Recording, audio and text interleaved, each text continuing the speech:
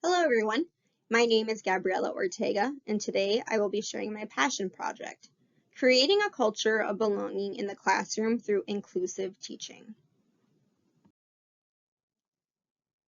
Question: how can teachers, educators create a classroom culture of belonging and inclusivity? What is belonging? The state of being in a very personal or private relationship, feeling accepted, safe, and valued.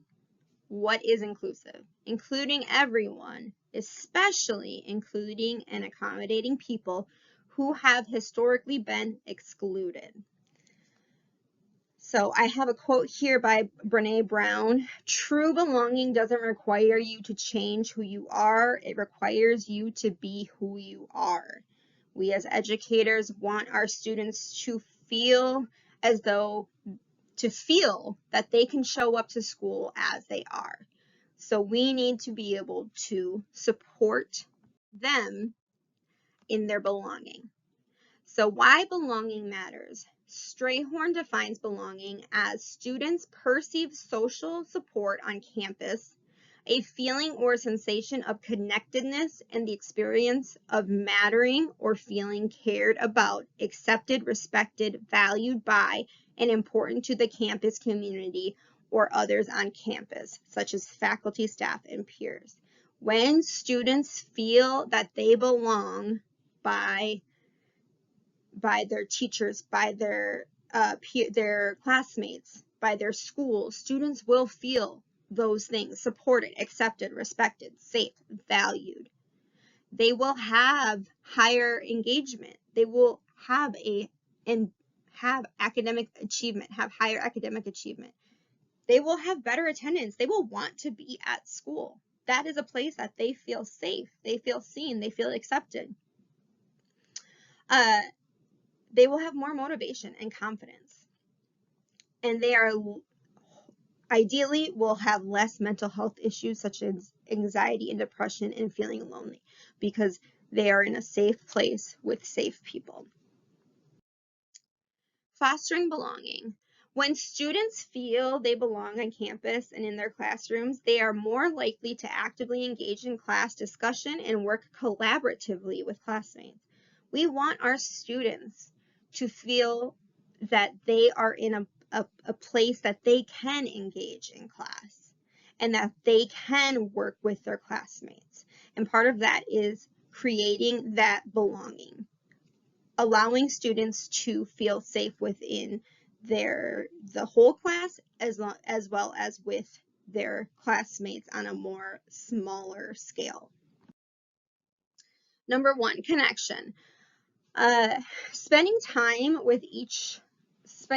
one-on-one with each student allows the student to feel seen, valued, appreciated. These are some examples that I did in my own classroom. And so checking in on, something that exciting that they told you they were going to be doing over the weekend, and checking in on Monday morning, asking them how did that go? How was that trip to the Mall of America? How many rides did you go on? That small checkpoint really shows the students that we do care about how they are when they're not at school. Or how did that basketball game go? Or how's your new puppy or your new kitten?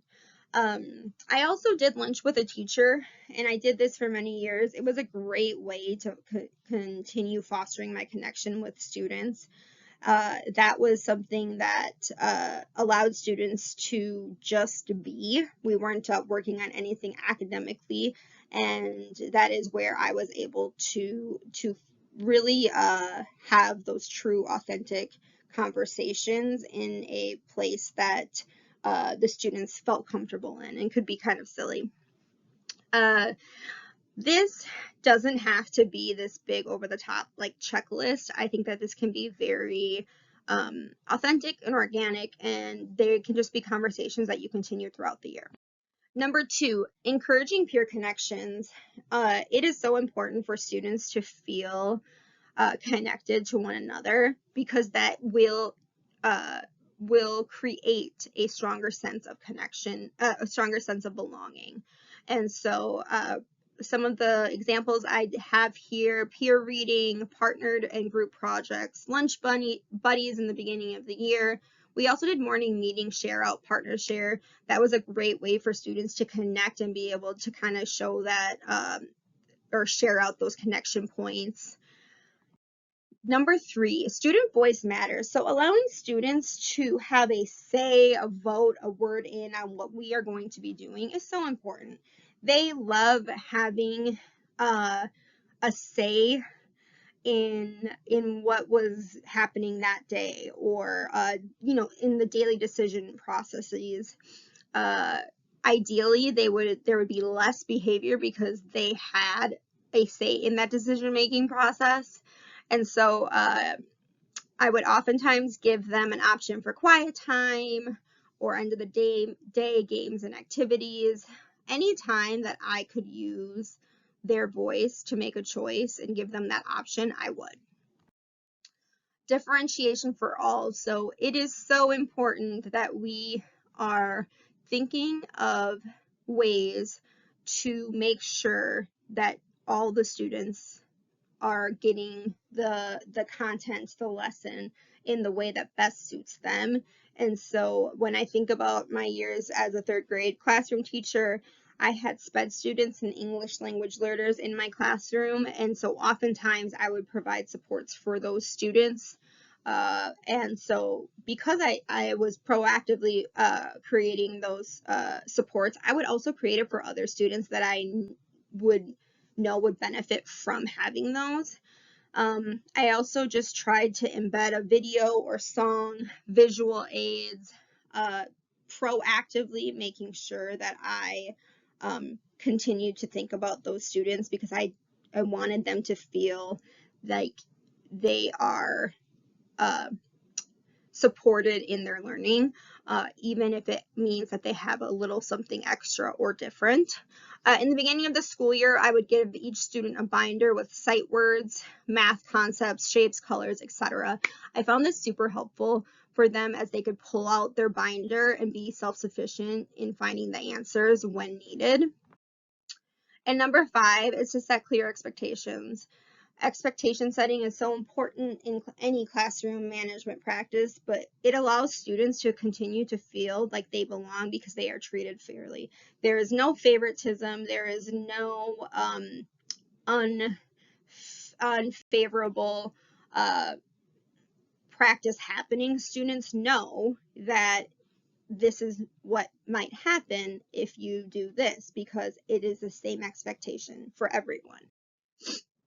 I created a quick little kind of takeaways. So teacher to-dos, like creating authentic connections with students, encouraging student voice and choice, support peer connection, differentiation to meet all students' need, and clear, consistent expectations. This is a small recipe for belonging and having students feel like they belong in your classroom.